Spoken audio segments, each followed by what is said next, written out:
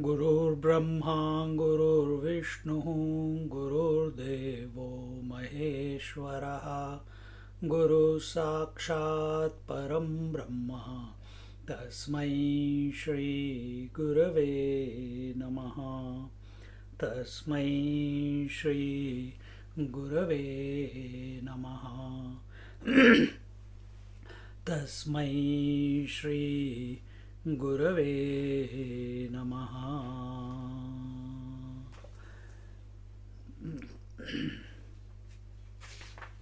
We are in Amrit Anubhav,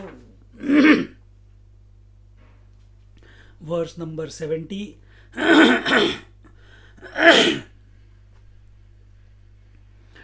Now this Guru Maharaj is glorified in his own name. Last week we saw that Guru Maharaj is the acme of love for the Shishya. Great is he indeed.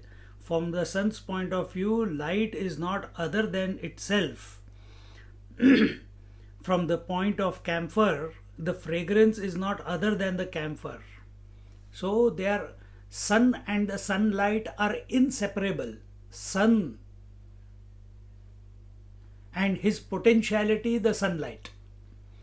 Camphor and the camphor's potentiality, the fragrance, they are inseparable. So also Guru and Shishya, Guru and his potentiality, the Shishya, they are inseparable. So also the self and the potentiality called the mind, they are inseparable. In essence, they are one, only appearing as two. It's the Leela going on. From the point of the Guru, the disciple is not other than himself. It is only the vision of Advaita, Ekatva, a vision that is never denied. That only Vedanta or Advaita can present you this vision. Now the Guru Maharaj is glorified in his own name. Nivritti Jaya Nava, Nivritti Jaya Barava, Jaya Nivritti Chi Raniva, Nivritti Chi. Sri Sadguru, known by the name Nivritti, has withdrawal as his glory and non-involvement as his kingdom. I think we saw this also, but halfway I think. Anyway. And here, this OV reflects a deep principle which was explained in the first chapter of the Shiva Shakti Samavesh.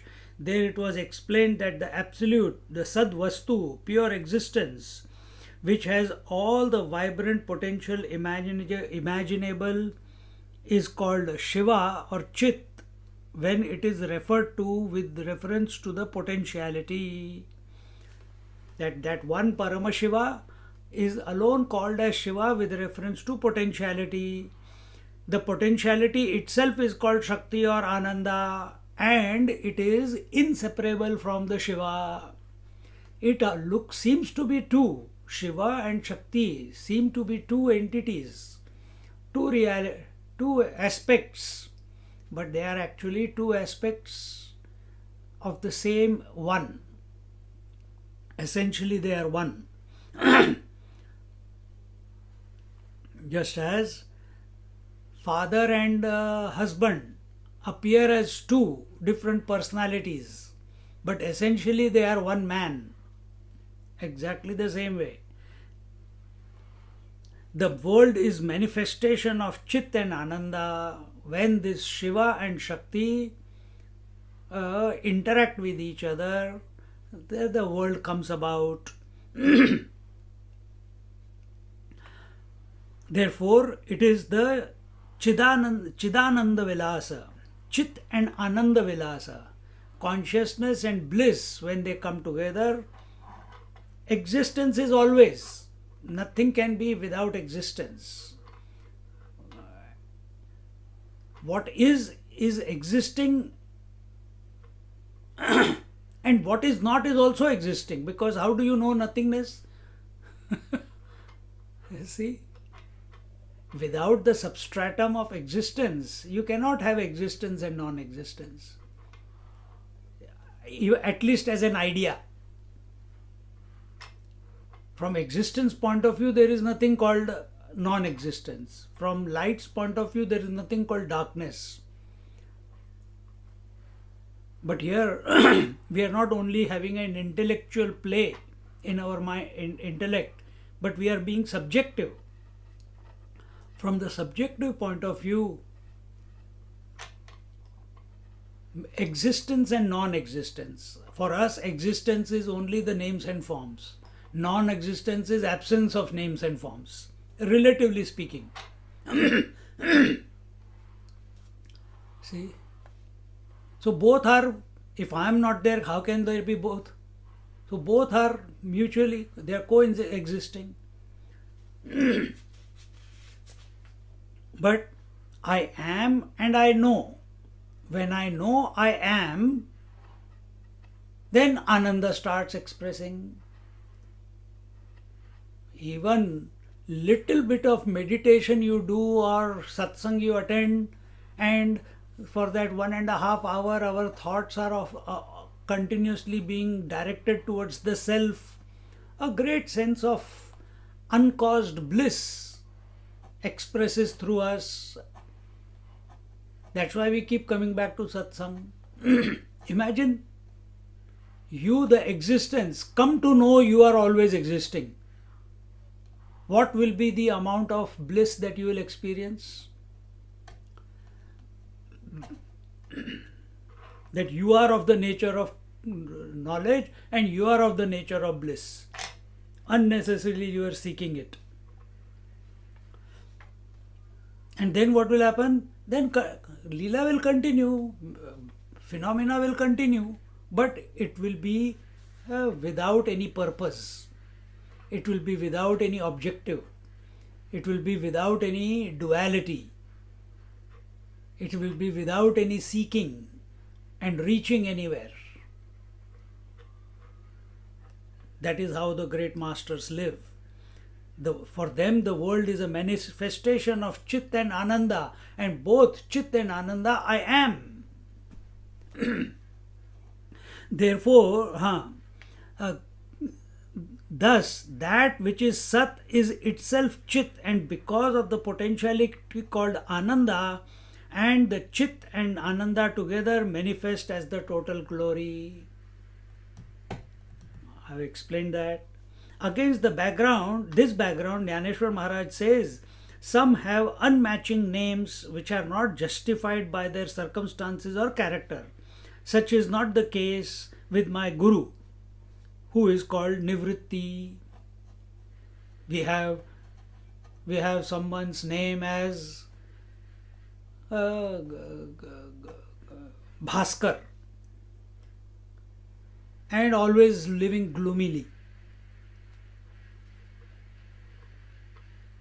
I know one person, they have given her the name Akanksha, hope, but depressed. Another person's name is Maya.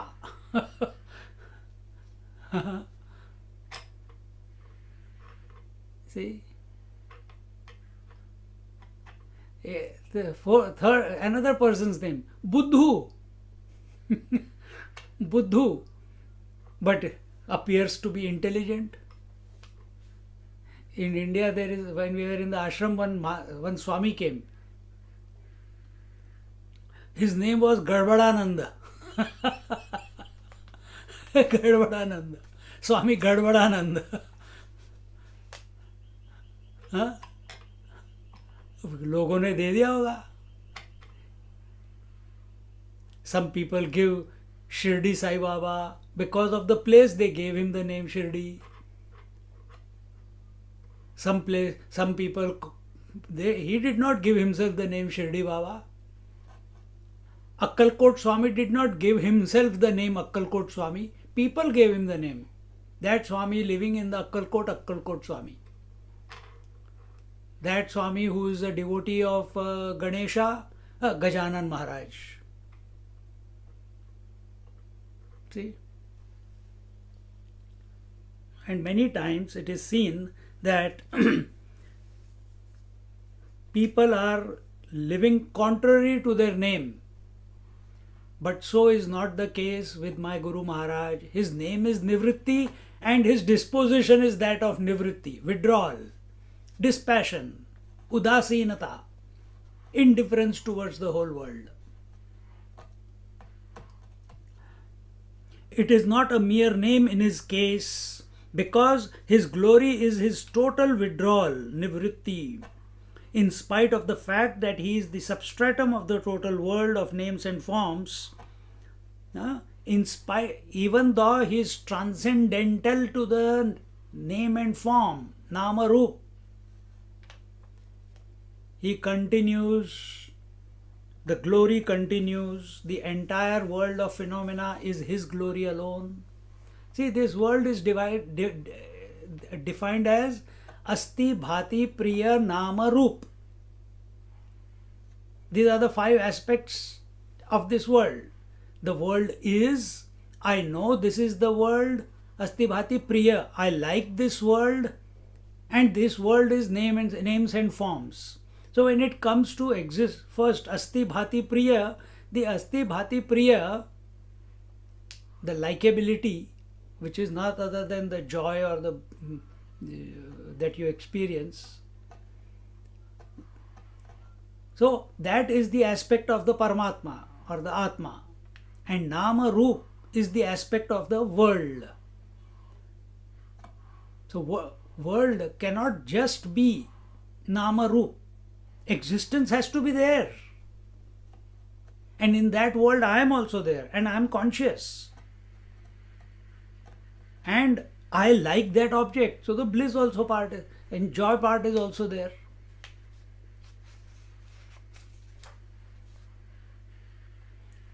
This is a body existence. Body exists. I know this is a body consciousness. I love my body, Asti Bhati Priya. It is my body is very dear to me. Priya. This body has a name called body. This body has a form, its dimensions. Okay. But out of all these 5, the worldly aspect is only the name and form.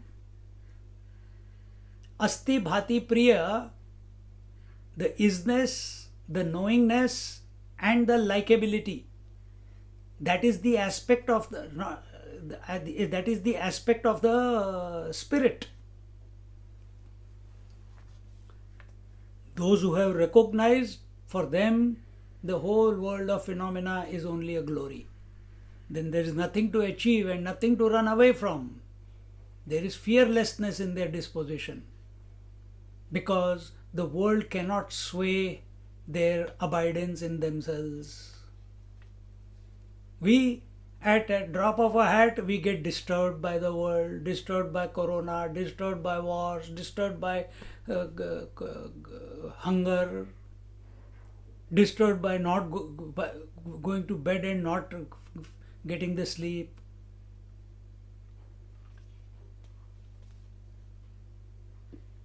Existence associated with the fear of loss is not a glorious existence.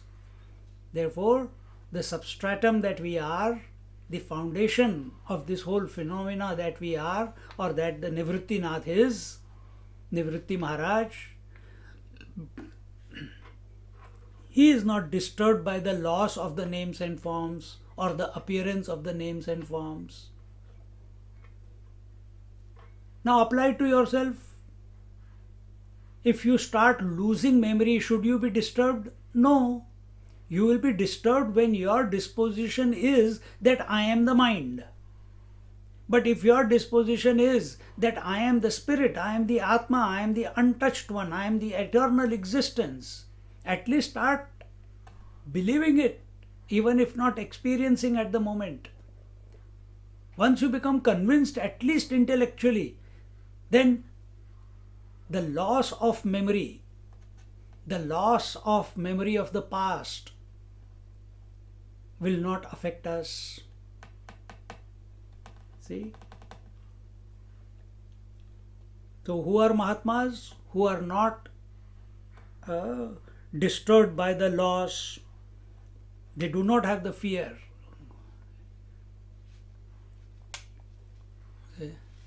The other day one lady called me, Swamiji, I am doing this chanting, I am doing the japa and mantras, and I don't know if I should ask you, but I want to ask you what? That I am here getting a throb in the top of my head, a thumping, as if the blood is pumping, bloop, bloop. Just like heartbeat, you get a heartbeat on the top of the head. Is it something I have to worry about? Should I go to a doctor? I wanted to get it checked. And when she said this, she said, Swamiji, I don't know whether I should ask or I should not ask. I said, don't ask then. How does it matter? Why so much question? Why so much doubt and unclarity within the mind whether to ask or not ask? Always make a decision.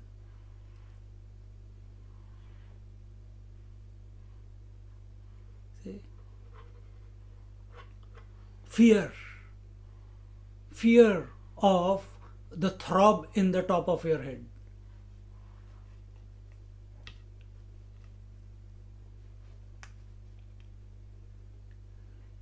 And then, now that I have told her it is only the blood going into the brain and brain getting more blood, so it is healthy. You don't complain why my heart is beating. Then why you should complain if the blood is pumping to the brain? See, the more we calm down in our mind, there will be many things that will reveal that are going on. Does it mean for everything that reveals, which is not our normal experience, we are going to run to the doctor and take medicine to suppress it? A cool and calm approach is required for all this.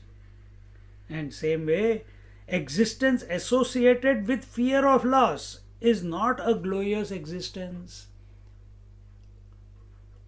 What have we been able to hold on till today? Tell me. What have we been able to hold on? Neither our childhood we have been able to hold on, nor the teenage, nor the youth. Every moment life is passing by and we are not able to hold on. We are not able to hold on to our breath. We are not able to hold on to our hunger. We are not able to hold on to waking or dream or sleep. They keep changing. That is the nature of phenomena. Change. And once you recognize that the phenomena means change, then where's the question of fear of its going away?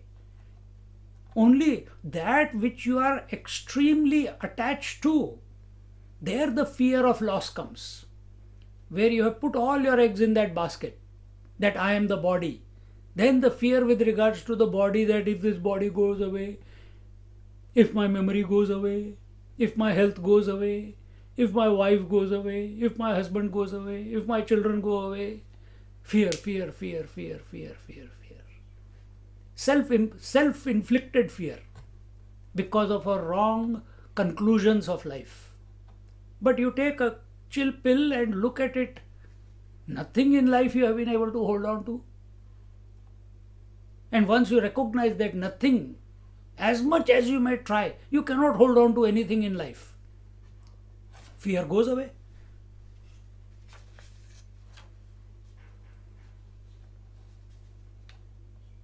See?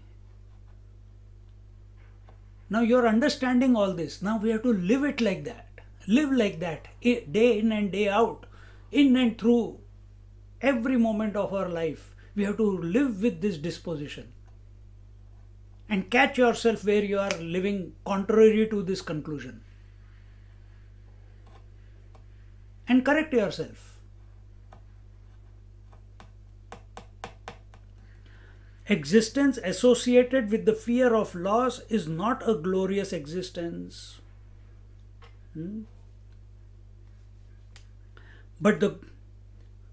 So where there is fear, there is anxiety, there is pain.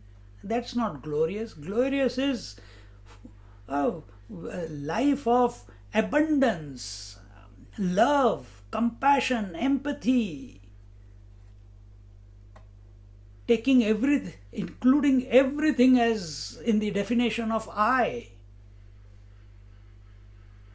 recognizing a thing as it is, not as you wish it to be.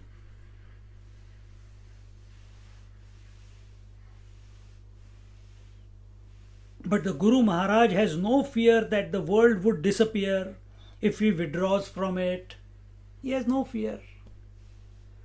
So whether even as a seeker, when we withdraw from the world, every night we withdraw from the world, waking world, do we become afraid? No. Then why do we become afraid when we are on the seat of meditation? Why do we become afraid when nature takes away the health, takes away the flexibility of the body, takes away the memories from the mind? We should be, oh, wonderful. Before I was intelligent, now I am Buddhu. Before I was healthy, now the body is unhealthy. Before I could remember, I had an elephantine, this mind had an elephantine memory, now it is having no memory. Oh, phenomena. Accept it. There's no other choice. Because if you fight with it, only miseries will come in your pockets.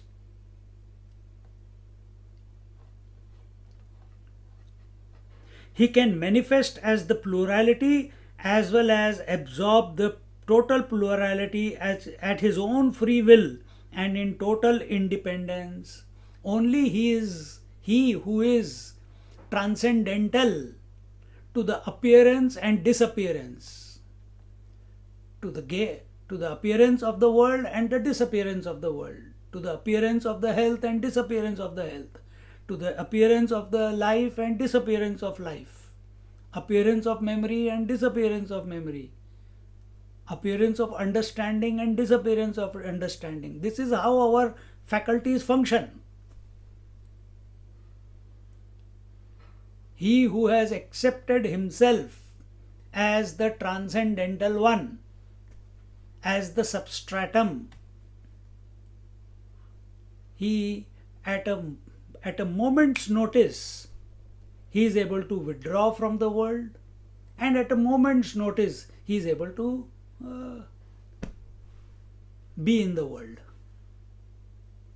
But whether he withdraws or he is involved in the world, from the worldly point of view, when we see a master, we see that they have withdrawn or they are involved in the world. Actually speaking, he is transcendental. Neither has he withdrawn nor is he involved.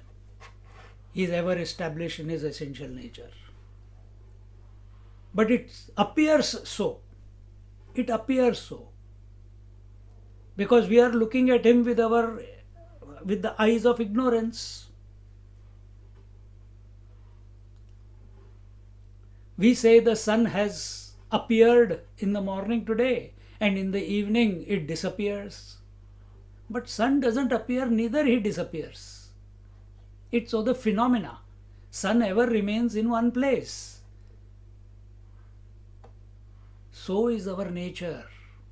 This Nivritti Nath or the Guru Maharaj or the Self or the Guru Tattva, it is ever as it is.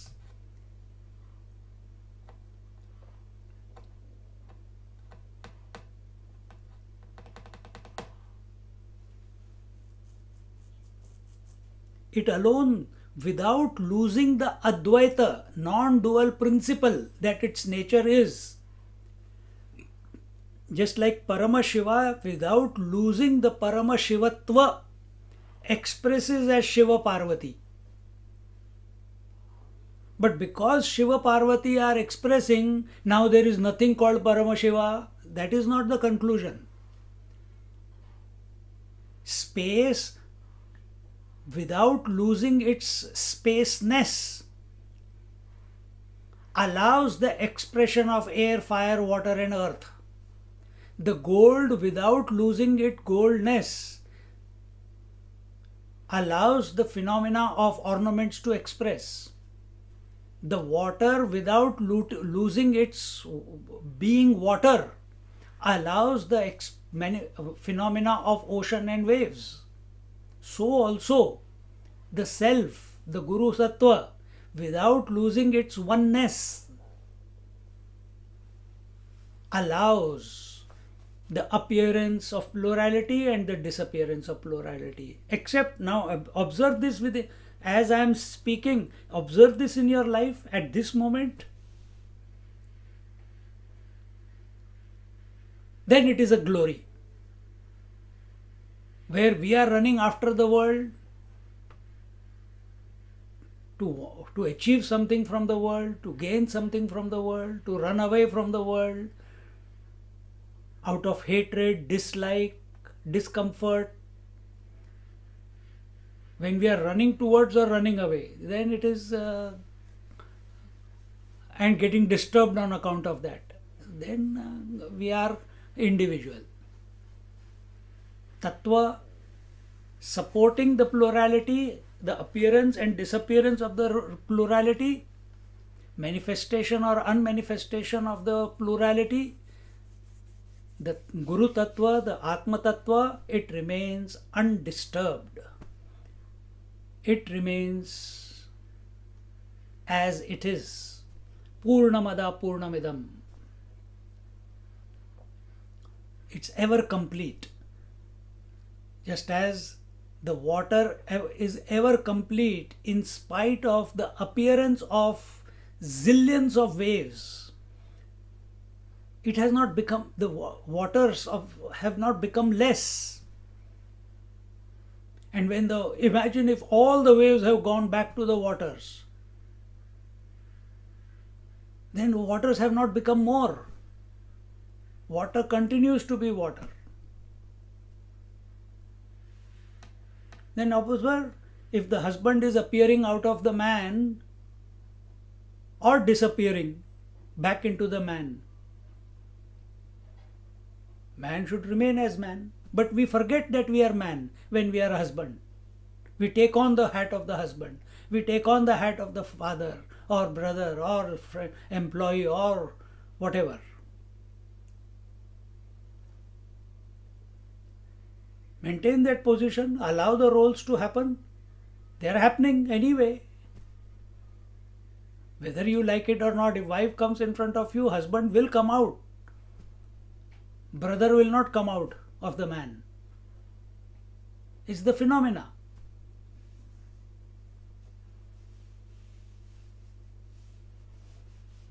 Phenomena requires certain conditions. Anytime you will not get a mirage. Mirage is born under certain conditionings. The sun should be up, the ground should be hot, at a certain temperature, only then the mirage appears. Only when there is a certain angle of light entering in the Earth's atmosphere and there is enough moisture in the air, only then the rainbow appears. It doesn't appear anytime.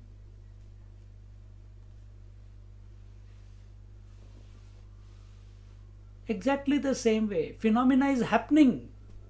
Don't lose yourself. See it as your own glory, and that phenomena is not created by you. It is happening. And it cannot happen without the substratum. That substratum I am. That substratum is the Nivrittinath. If that Nivritti, dispassion or withdrawal started giving attention to the phenomena, then what will it be called? Pravrittinath. Involvement Nath. The master of involvement. That's what we are. Pravrittinath. He is Nivrittinath.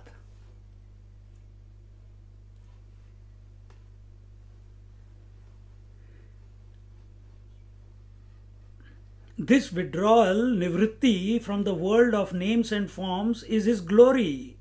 In destruction, samhara, there is no ugliness. You think in these lines, then when the moment of unmanifestation of this body comes and you are in this disposition, then there will be no fear. That is the art of dying. Consciously you are abiding in yourself and observing the unmanifestation of the body. The ability of the body to manifest life is slowly getting withdrawn, and you are ever aware of that phenomena, because you have worked it out throughout your life as a result of your contemplation and satsangs, that everything that comes into existence must go out of existence. And once it goes deep into you and you come to recognize that appearance and disappearance, existence and withdrawal of non-existence, they are at the matter level. They are at the phenomenal level.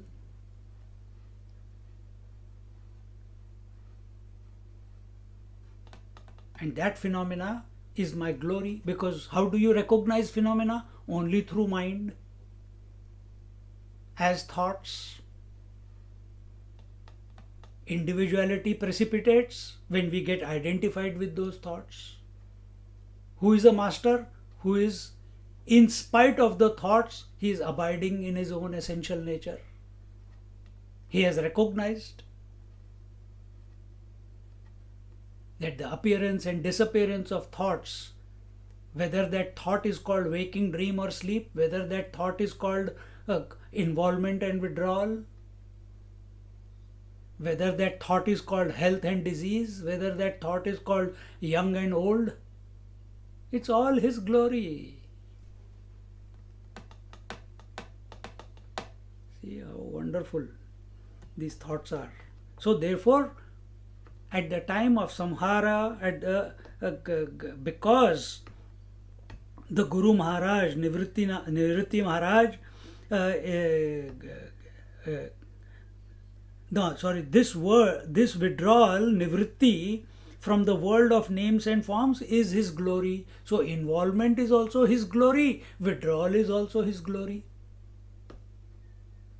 Because glory requires duality.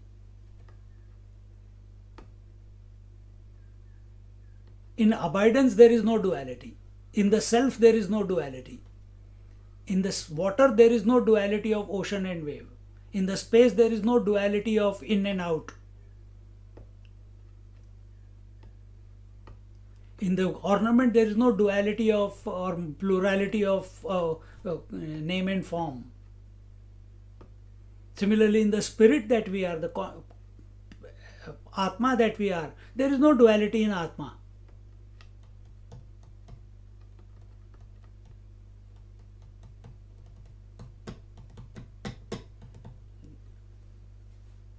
The coming and going, manifestation and manifestation, birth and death, this is all in the phenomena. This is all the glory of the self. He is ruling in the kingdom of total non-involvement and absolute withdrawal from thoughts or vrittis, unlike kings who expand their kingdoms. See? When is it enough? How much will we possess in life that we will become comfortable? 1 house, 2 houses, 10 houses, 20 houses? When will we become comfortable and secure? After having 100,000 in our bank account, $1 million in our account, $1 billion in our account?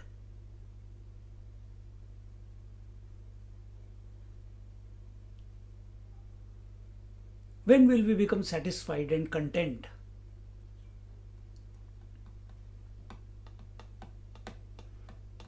Because the more we get involved in expansion, expansion requires efforts.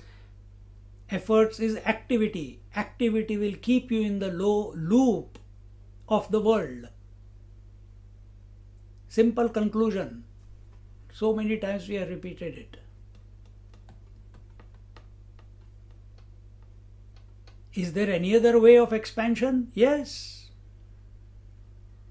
This expansion in the outer world, which we feel will secure us, is temporary.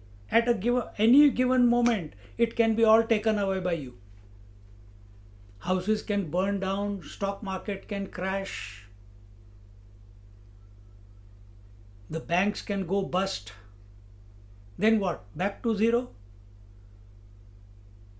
Then either suicide or depression.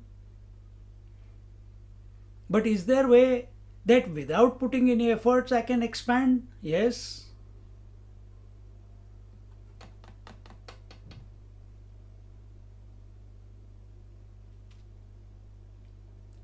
We think by cluttering our mind. The more choices we have, the more,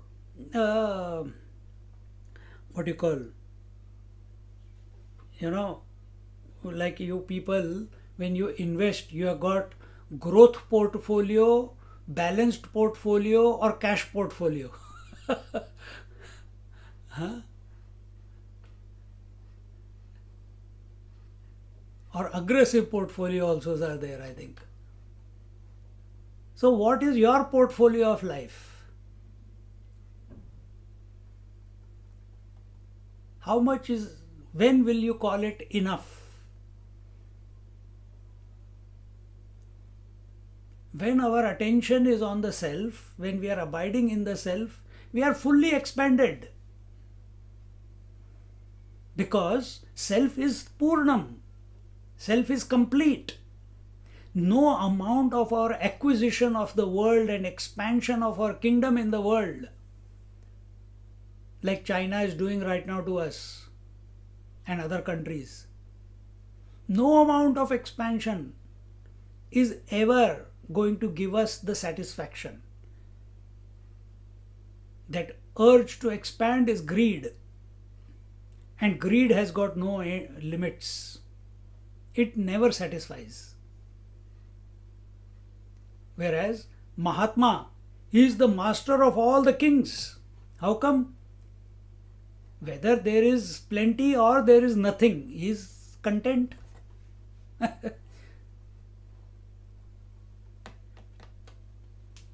He is ruling in the kingdom of total non-involvement. One day he can be a guest of a king, sleep on silken bed, soft bed. Next day on the street, on the courtyard of the temple or under a tree, he is as comfortable under a tree as much as he is comfortable in the palace. If he is getting chappan bhog every day in bhiksha, and the next day he gets nothing in bhiksha, there are days he is absolutely comfortable. He doesn't curse anyone. He doesn't think of how unfortunate he is.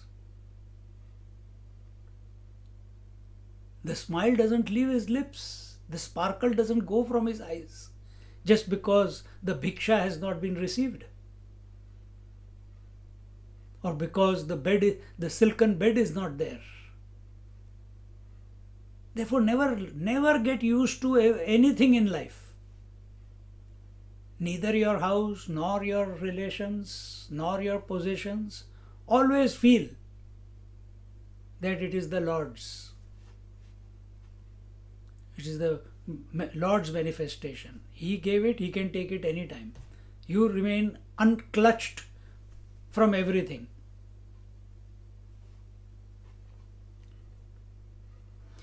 He is ruling in the kingdom of total non-involvement and absolute withdrawal from thoughts or vrittis, unlike the kings who expand their kingdom. One thought begets another next thought. Then the next thought, if I think of Ravi, then immediately Usha will come, immediately his children will come into my mind, then immediately their partners will come into my mind, then their professions will come. Then how the daughter was in my class once upon a time. And the one thought, Ravi, became the cause of so many thoughts.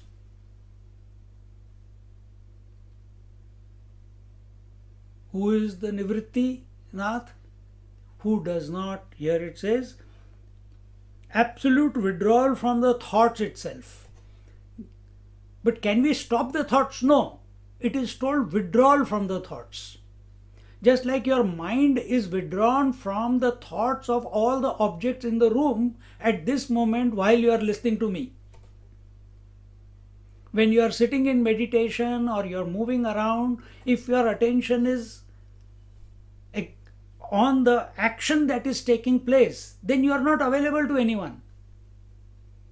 If a dentist is working on someone's teeth and his attention is on what is going on the phone, on the things around and the light and this and that, he will make a hole somewhere in the wrong tooth then. He is totally focused. The mother with a newborn child, whatever she may be doing in the house, but her one part of her attention is always on the child. Slight sound somewhere 2 rooms away, she is able to catch. She is so attuned with it.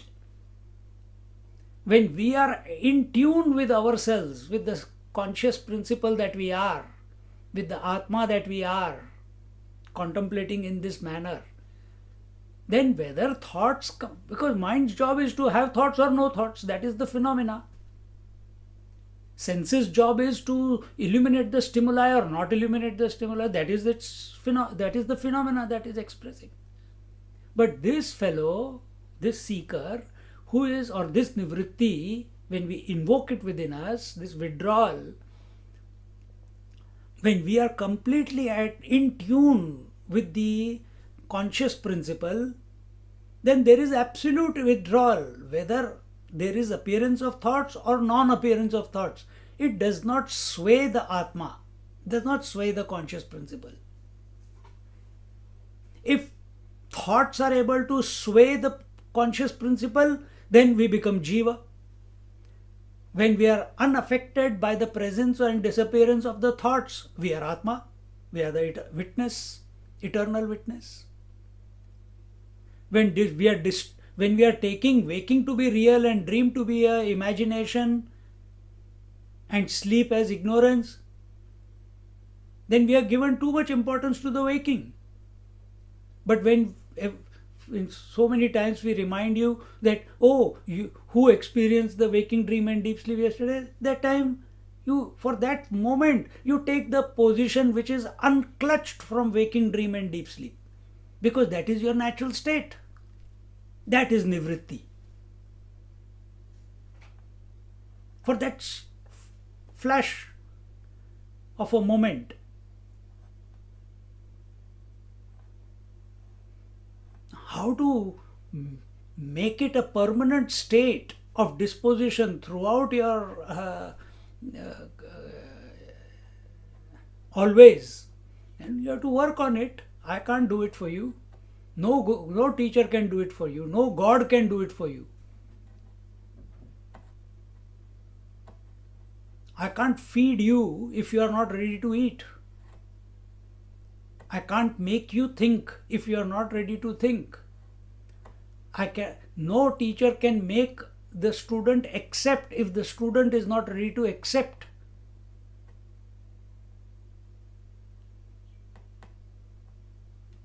See? And best acceptance, best shift comes only while listening. Become totally empty. With faith, dedication, become 100% available. Without any ifs and buts, without any questions. Anytime something comes, just push it aside afterwards.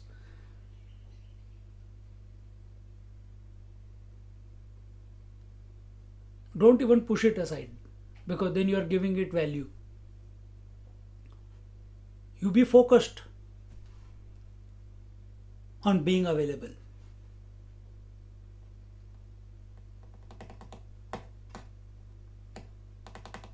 When thoughts are, the world begins. When thoughts are not, the world ends. So, when the thoughts are, the world begins. The phenomena begins. Where does it begin? Waking and dream. That is where the thoughts are. And what is deep sleep? When the thoughts are not. Whether you take it at the microcosmic level or at the macrocosmic level. When I'm speaking, thoughts are. Thoughts expressing in the gross way are called speech. For last 10 seconds, there was no speech. Unmanifestation of thoughts. Manifestation and manifestation. The world begins and world withdraws. And that's what is told here. When thoughts are, the world begins. When the thoughts are not, the world ends. When I keep my eyes open, I see, oh, this is a balcony, there is a tree, the sun is up, this is a sky, this is a curtain, this is a lamp, this is a computer, this is this person, this is that person, this is this person. World begins.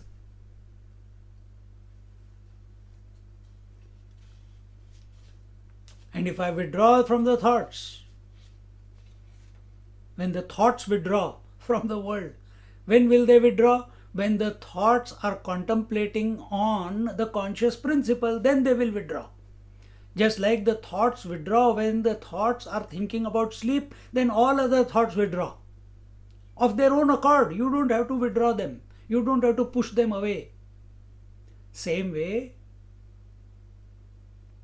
when we are living our daily life, whether we are in satsang or not in satsang, let our thoughts be ever in contemplation of that infinite principle, which is the essence of the thoughts, which is the essence without which the thoughts cannot appear.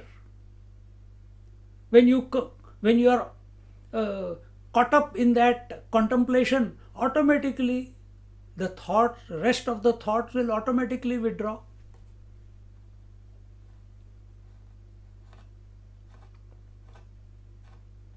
This means that the Guru is sleeping in the waking condition. Thoughts no more trouble him. So when we are contemplating on, with the thoughts we are contemplating on the self, that is one way. Then at that time, if there are other thoughts appearing or not appearing and disappearing, who cares? What is happening in the world? Who cares? Whether it is day and night, who cares? Because all those are thoughts only, no?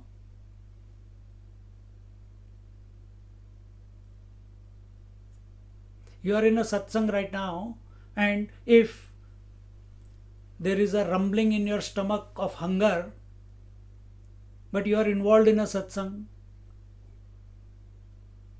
for one moment you recognize it, that there is a rumbling, but next moment you give it zero value and you continue listening to the satsang. And after some time that hunger will go away. Hasn't it happened to us other times? But if I keep giving attention to the hunger, then something has to go. Then satsang will go away. Your availability to satsang will go away.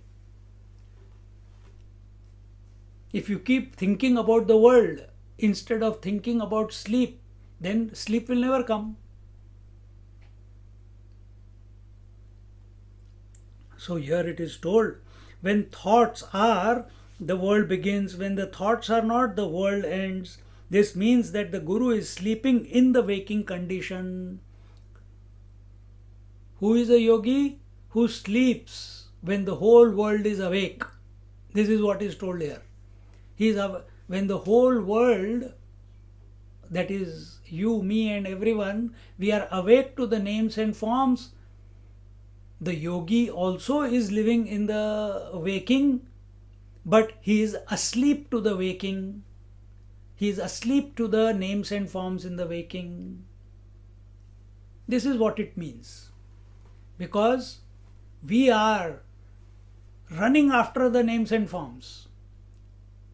He is abiding in the essence, in spite of the names and forms, and therefore not buffeted by the names and forms, meaning the thoughts.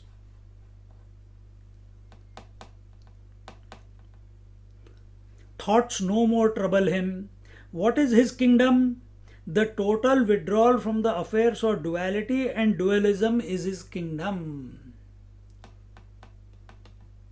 For him, the sense of difference, the sense of otherness, duality, dualism outside, duality inside.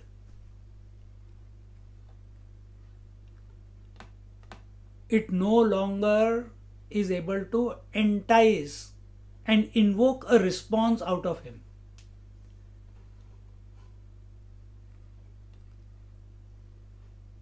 Like a goldsmith, as beautiful as an ornament may be, and you want to go and sell it back to you may have bought it for $1 million, $2 million, and you want to go and sell it back because you are in need of money. You will not get that type of money. He will only give you the money for the gold. He is very clear in his vision. His attention is not on the phenomena. His attention is on the substratum.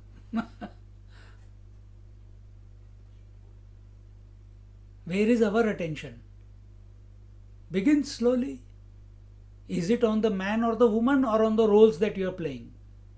Remember, Gaunatma, Mithyatma, Mukhyatma. Gaunatma, virtual roles, father, mother, daughter, sister. Is our attention on those roles? Gaunatma. Is it on Mithyatma? Mithyatma is on the illusory self. First was virtual self or the secondary self. This we consider as primary self or the illusory self, where we have taken the illusion of body, breath, mind, intellect as I. Because what is illusion? That appears for some time and then disappears. Body came into existence and it's going to go out of existence. So illusion. Or is our attention and disposition towards the absolute self, the Mukhyatma? That you have to decide. You have to make that decision. You have to make that choice. Nobody else can make it for you. We can only keep repeating it for donkey years. And we will, because we are inspired with it. If I have to speak, I might as well speak only about these topics rather than आज का rate क्या है, आज की सब्जी कितने की है, इलेक्ट्रिसिटी बिल बढ़ गया है, पेट्रोल महंगा हो गया है, waste of time. Or I'll talk about people, his wife is like that, I should have got married, I should not have got married.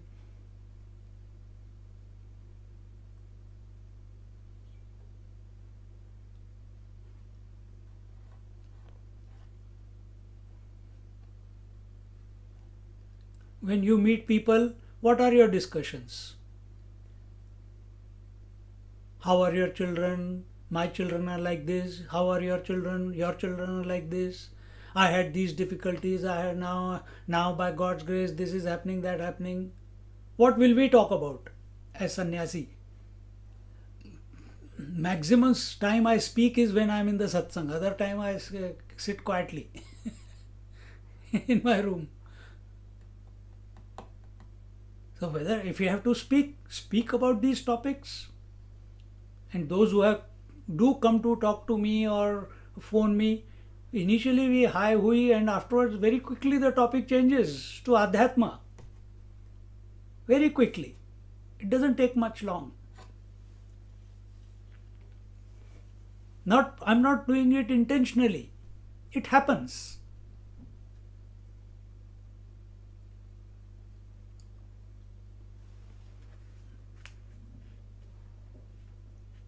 It will happen only when we have become clear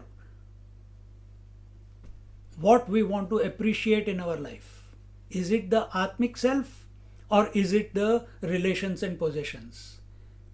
Is it that substratum, or is it the name and forms? Is it the absolute one, or is it the duality or dualism? What have we taken for to be real? If you've taken the absolute to be real, then you will be happy in your own company.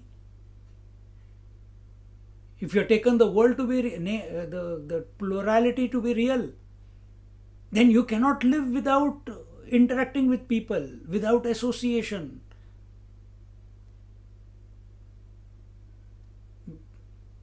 You will be calling everyone now and then.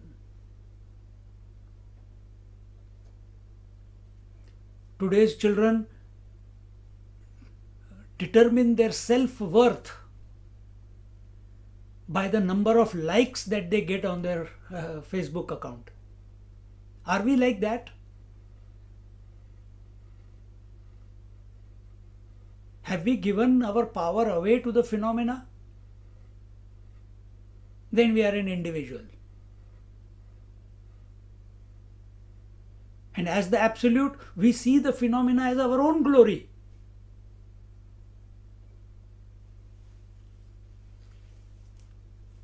See the shift in stance.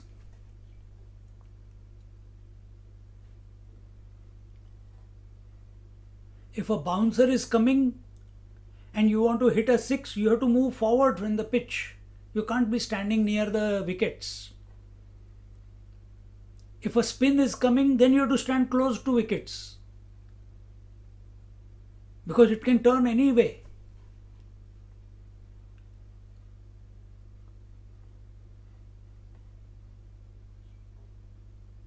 So assess every satsang. This is what we are doing. That are we sitting or standing close to the names and forms, or are we close to the spirit, the Atmic self? What is our disposition? So what is the kingdom of this Guru Maharaj, Nivrittinath?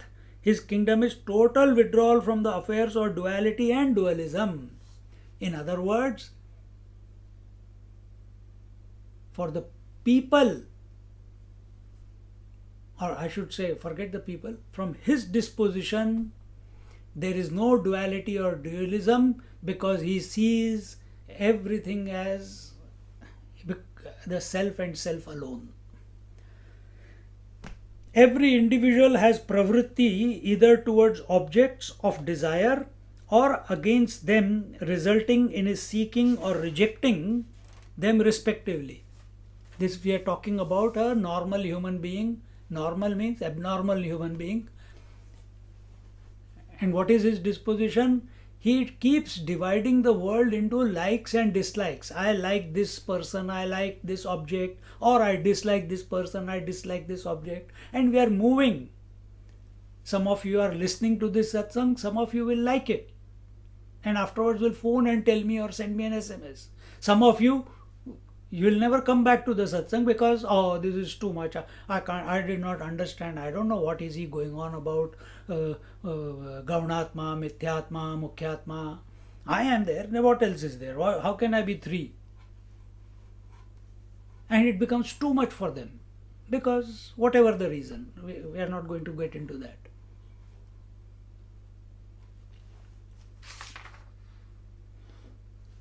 So, a common man keeps dividing the world of experiences into likes and dislikes. These likes and dislikes are which are precipitating as impressions on the mind.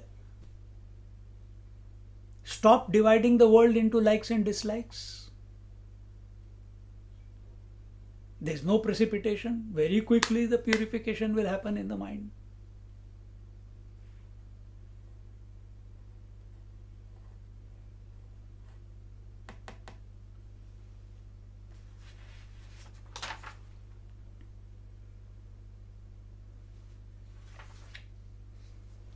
Thus, seeking or not seeking, both are pravritti. Whether we are running towards the names and forms, or which is called pravritti, or we are running away from names and forms, which are nivritti, at a relative level. Both are, here it says, both are pravritti only. Getting involved in cause or whether getting involved in effect, whether you are getting involved in waking and dream, which is manifestation, or you are seeking or running away from sleep, which is unmanifestation. The fact is, getting involved in waking, dream and deep sleep is involvement. So within that waking, dream and deep sleep, again we have bifurcated them, that waking and dream is involvement and deep sleep is withdrawal. But from the total point of view, the Atma, which has taken the position of transcendence, both, it has transcended both. The appearance of waking and dream, and that is the pravritti, and what we said with respect to waking and dream, deep sleep is nivritti. So Atma is transcendental to both.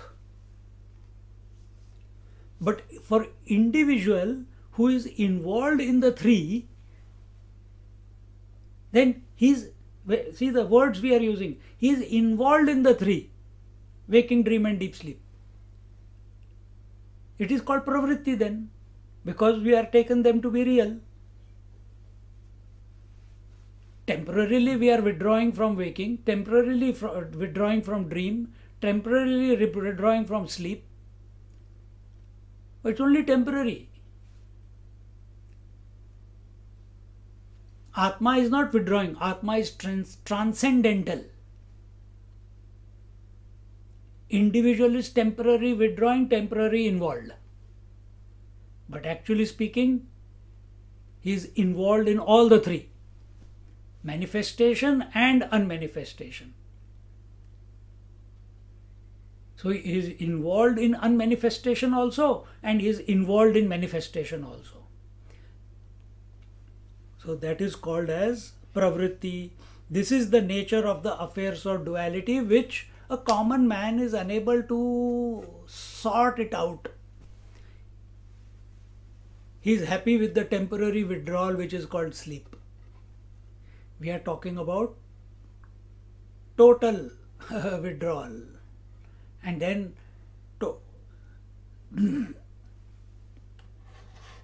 having total withdrawal from the three states and abiding in your essential nature. From that very moment onwards, you will see the three states as your glory, rather than something to look forward to or something to reject. That thought will not pass our mind.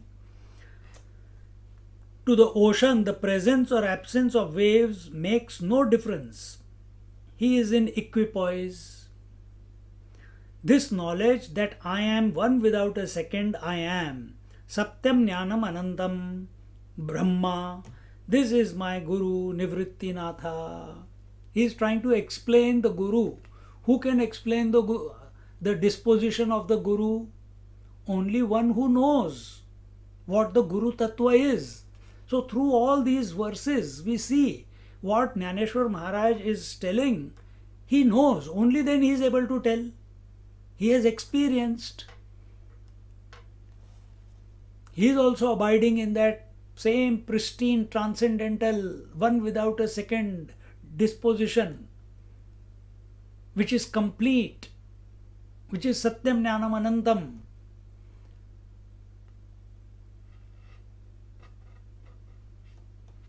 Yo Veda Nihitam Guhayam Parame Vyoman.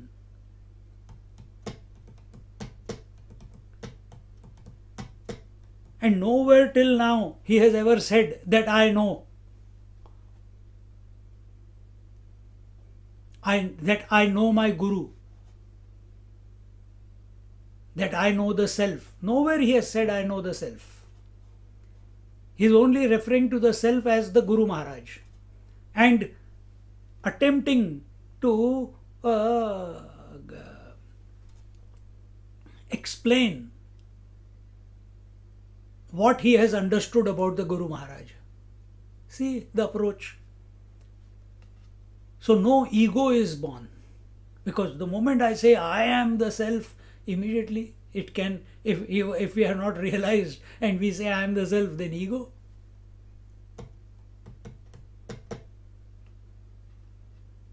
But observe his approach.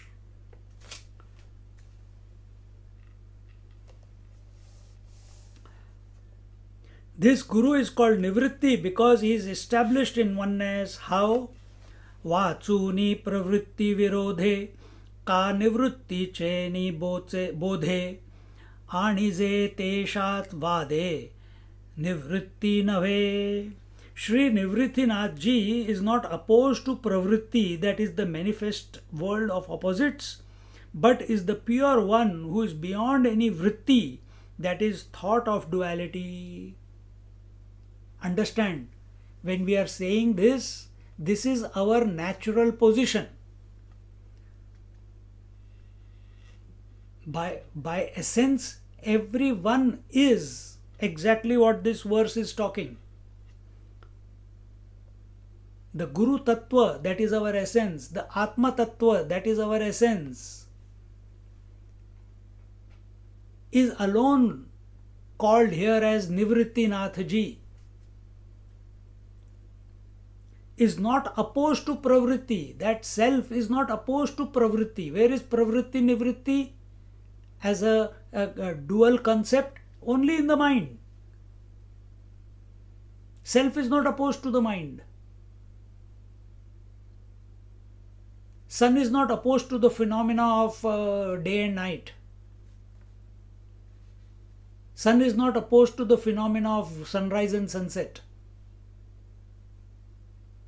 Water is not opposed to the phenomena of waves, appearance and disappearance of waves. Similarly, Atma is not opposed to the phenomena of pravritti and nivritti, manifestation and unmanifestation. Catch this.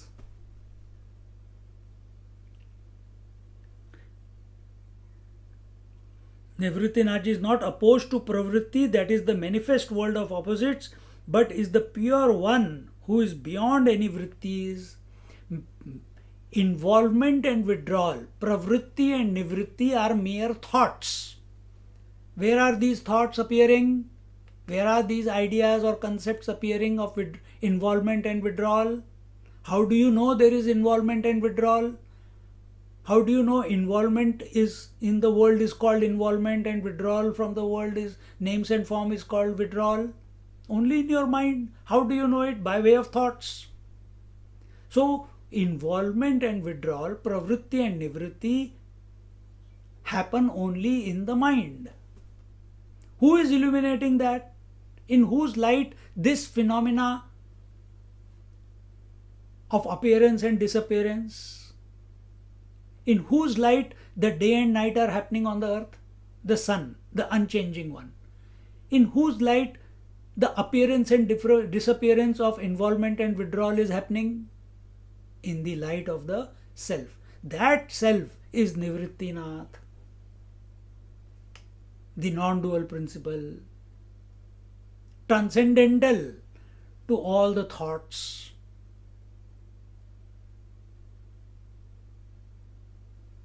Transcendental to all the thoughts.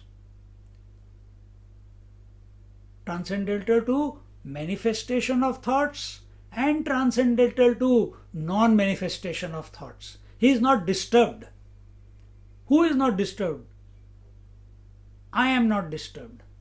When I am not disturbed by the appearance and disappearance of the thoughts, I am the Atma. If I am disturbed, I am the individual. If I am extremely disturbed, then I am depressed.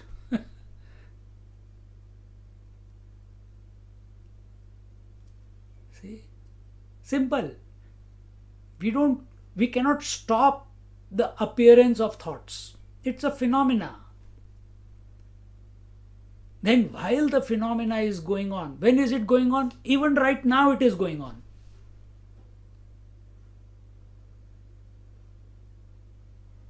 Throughout your day, the phenomena of thinking and non-thinking is going on. Manifest involvement and withdrawal is going on. Appearance and disappearance of thought is going on. After every thought appears, every thought disappears. This is what japa sadhana takes you to. When it becomes a japa jap, you recognize that the activity of the japa is going on without my involvement.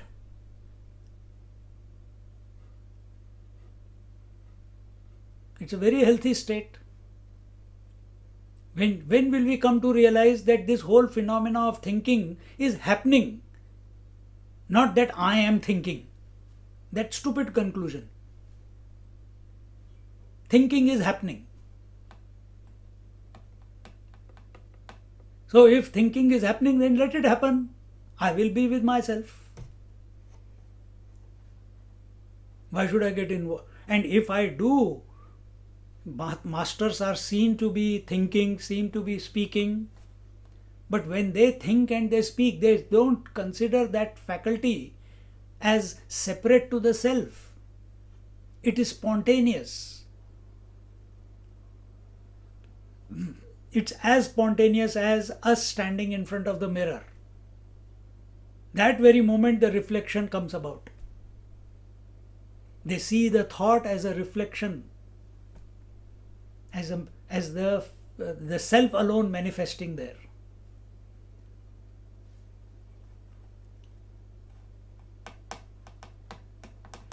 Nivritti is not in the form of thought as we understand it.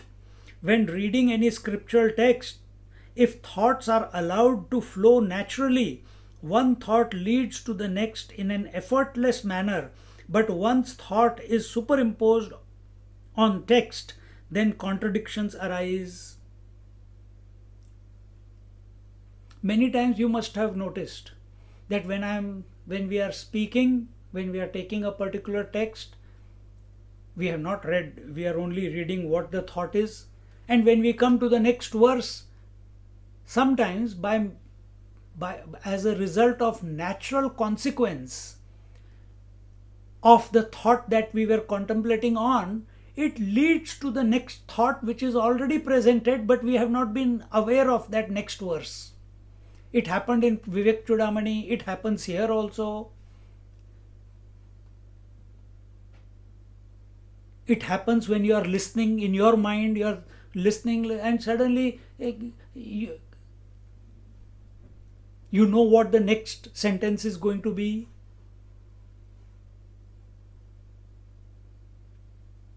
For that we need to be empty.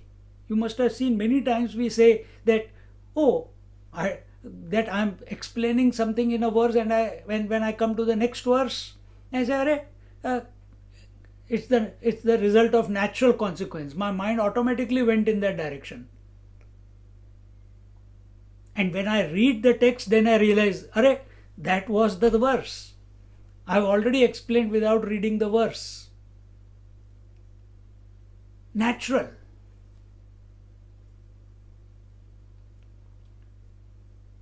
If you are hungry, the natural consequence is you will move towards the food.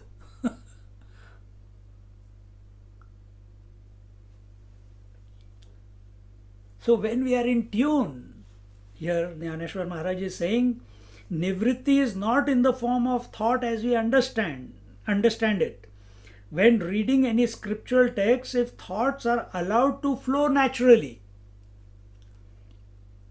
no desire to speak, no intention of taking the talk in this direction or that direction, no intention of impressing someone,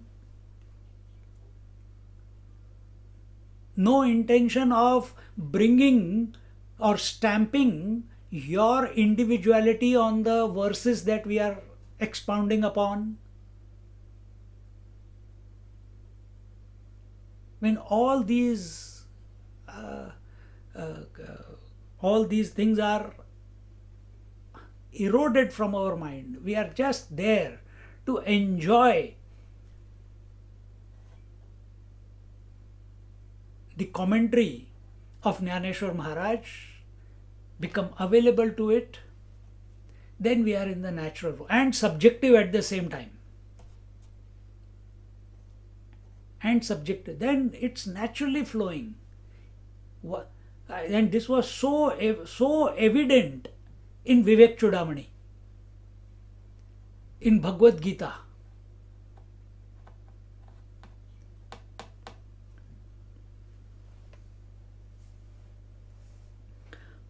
One thought leads to the next in an effortless manner, but when one's thought is superimposed on the text, then contradictions arise. When we use our intelligence by taking charge that I am going to explain what is written here, I am going to make other people understand, that's when confusion begins. Doubts appear, contradictions happen, confusion happens. Guru Maharaj Nivrittinatha is not like this. He is not to be understood as opponent of Pravritti. He is not taken to be opponent of Pravritti, because his name is Nivritti.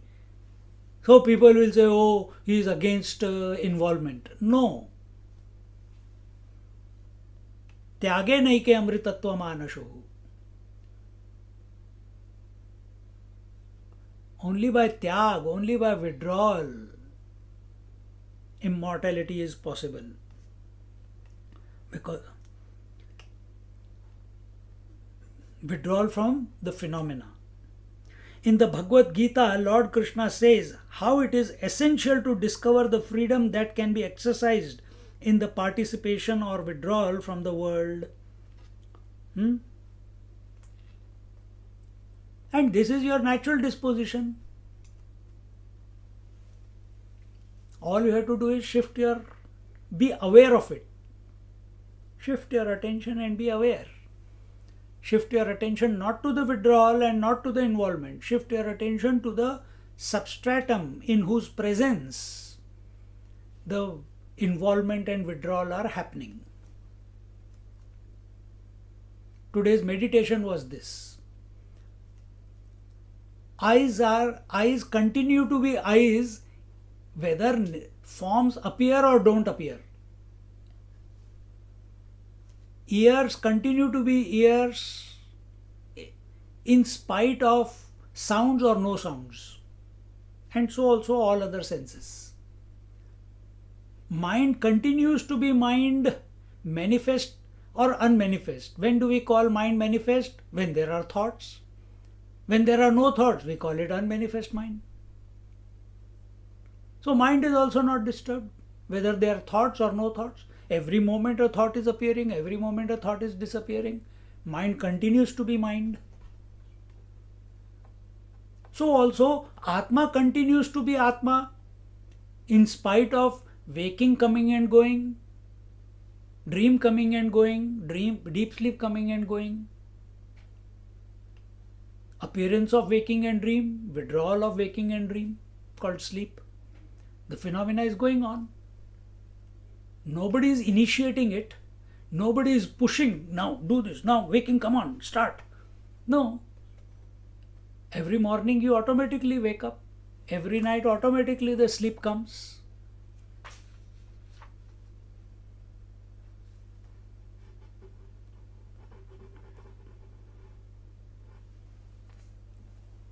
Nivrittinath is not like this. He is not to be understood as opponent of pravritti.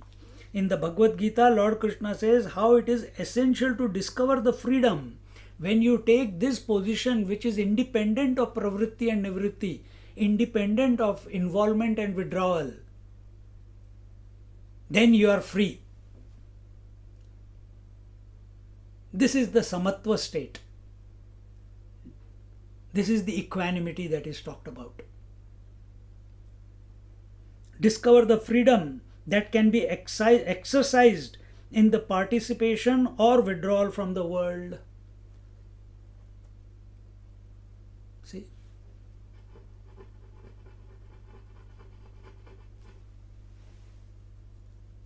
Many places, many teachers, if there is too much sound going on, they cannot give lectures. I'm talking from personal experience. But in our class, in Bhagavad, children are playing, children are crying, class continues. Everyone is focused, teacher is focused, listeners are also focused, seekers are also focused.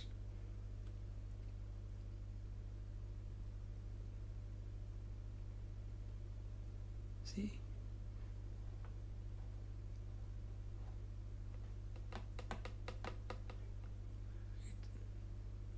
This can only happen when we are very clear about the principle. Principle as regards who we are.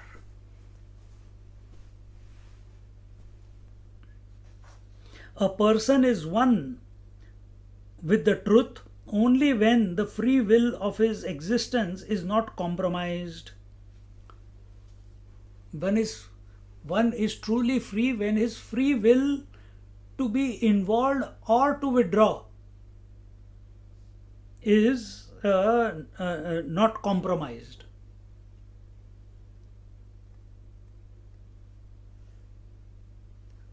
So in the extreme, see, you have to live life with inspiration. No master lives life uninspired way. They're fully involved in the world. But at a moment's notice, they can withdraw completely. And at a moment's notice, they can get involved completely.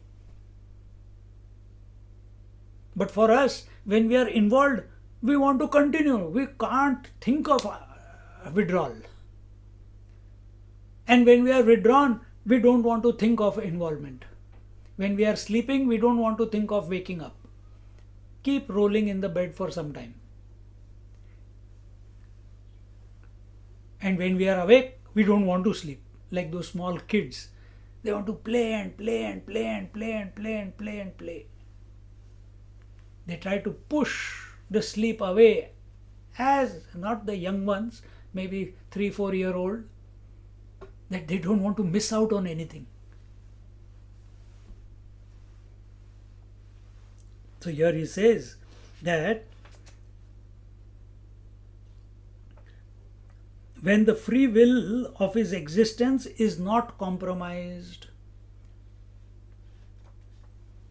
the Lord can any time, the Ishvara can any time, by his free will. Okay, let's start. Paramashiva at any given moment, by his free will, express as Shiva and Shakti. The Lord, by his free will, he can get involved in any incarnation that is required in the phenomena. Therefore, it is called incarnation, avatar. And he can withdraw also anytime he wants. No avatar waits for a natural death.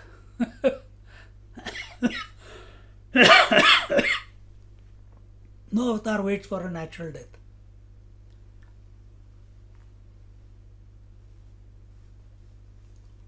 See? And they know. Whether you take Krishna, whether you take Rama, whether you take Shirdi Sai Baba, whether you take Satya Sai Baba, whether you take Ramakrishna Paramahamsa, whether you take Ramana Maharishi, and the list goes on, and take Paramahamsa Yogananda, all of them knew when and how they are going to leave, withdraw. See? All the Siddhas on this planet, they know when they have to withdraw. They did not come into this planet because they did not get involved in this phenomena by their own will. It was the divine will. And they will withdraw by the divine will alone. And they have absolute clarity that the divine will is not separate to their essential nature. We are absolutely opposite. We keep the divine will separate to us, or the divine separate to us, and we keep praying, as if it is going to come and give us blessings. We fail to recognize that that divinity is our nature. It is ever blessing us from within and without. Nothing is outside of divinity. To recognize this the masters have recognized, Nivrittinath has recognized. That is his disposition. So take a position where you are not taking involvement and withdrawal too seriously. Take it only as a phenomena. Then, in the middle of the night, you can be fully active if it is required. And in the middle of the day, when the whole world is busy, you are totally withdrawn. Such is a yogi. We saw that before. In spite of the world, in spite of the phenomena.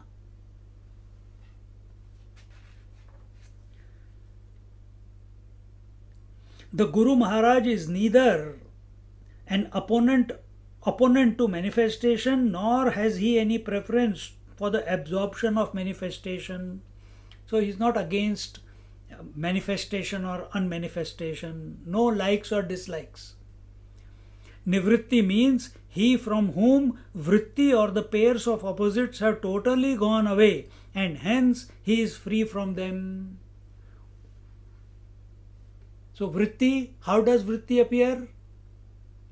It always appears as duality. What is the duality? Aham and idam.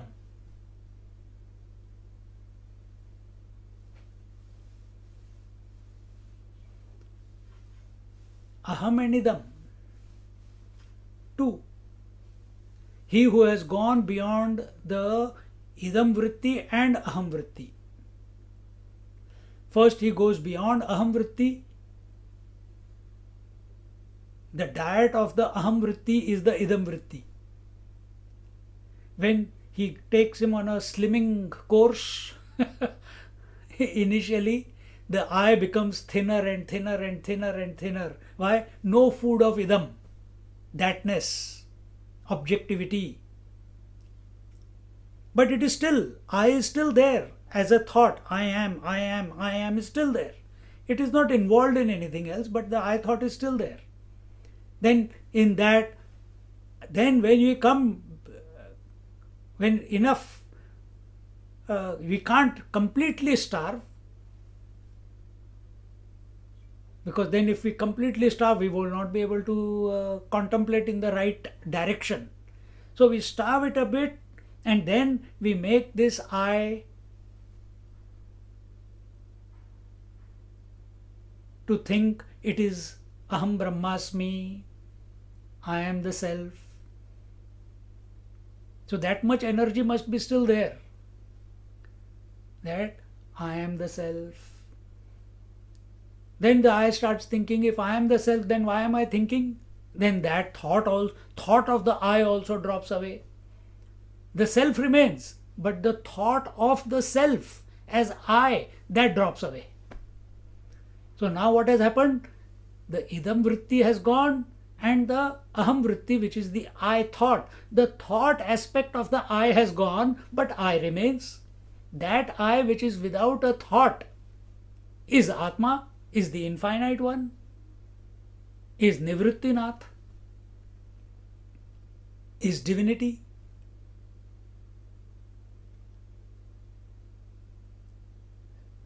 For this, a certain amount of calmness is required.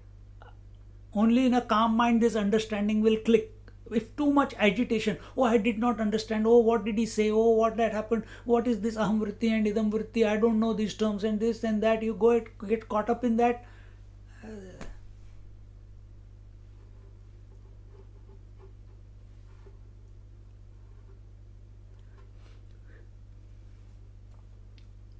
We'll stop here. We'll begin from page 181 tomorrow, next class. So nivritti means he from whom vritti or the pairs of opposites have totally gone away and hence he is free from them. This is the point where we conclude, and from here for the next week contemplate on these. Keep taking the disposition which is independent of involvement and withdrawal, because that is your natural state. And observe every moment we are either involving or we are withdrawing. Every moment, whether it is at sensory level, whether it is at emotional level, whether it is at thought level, whether it is at waking, dream and sleep level, this is always from micro to macro. The whole phenomena is nothing but pravritti, nivritti, involvement and withdrawal. Catch it and be immune to it.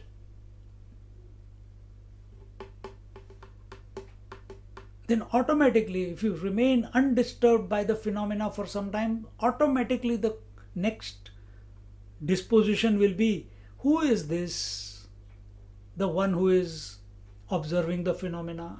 Full stop. There you are, as you are. That is the Guru Tattva. Then the Guru Maharaj has manifested as the self within. Nivrittinath has manifested as the self within. Then we had done justice to this chapter.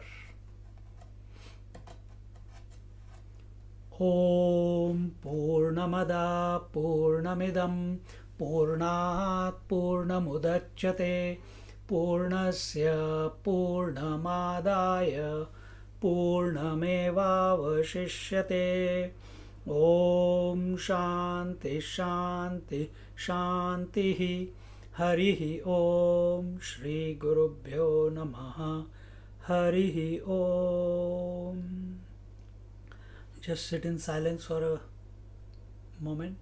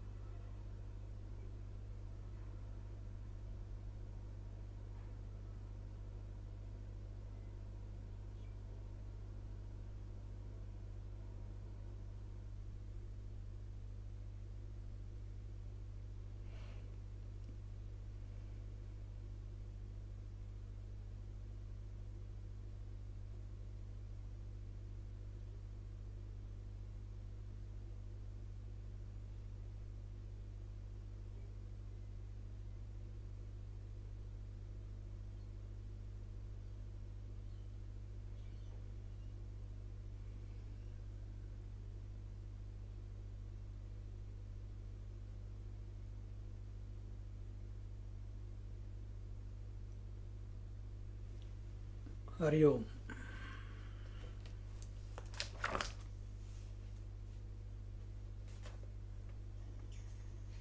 Hariom Swami ji. Hariom Swamiji, thank you very much. Hariom Hariom. Thank you, Swamiji. Swami ji. Hariom.